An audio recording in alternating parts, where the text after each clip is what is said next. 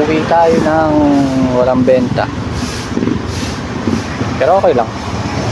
Importante buhay.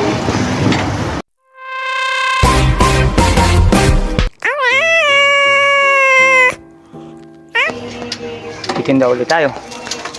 Hello guys, so sumabak at sumubok nga ulit tayo magtinda sa araw na to. Panibagong spot. At di ko inaasahang bubungad sa akin ay puro maiingay na campaign jingle. Hindi mo naman sila ubrang sisihin dahil magka-eleksyon na. At binabayaran lang sila para dun.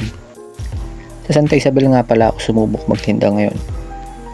Sa mga puntong to, nagugulumihanan ako sa dami ng campaign jingle sa paligid ko. Hindi ko ba mawari? Pero ito yung view dun sa spot na pinuntahan ko. Sa harap siya ng simbahan mismo. Magbabaka sakali lang tayong makabenta.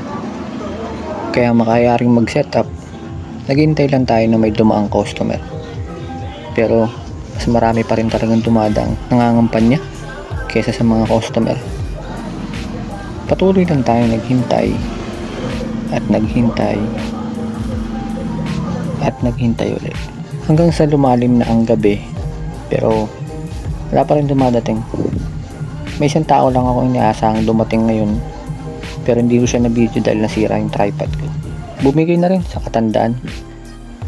So nung dumating na yung tao na yun, ay dali-dali na rin ako nagligpit dahil iba na ang simoy ng hangin at wala na rin tao dun sa spot. Wala na rin namang ibang gagawin kundi sumubok na lang ulit bukas.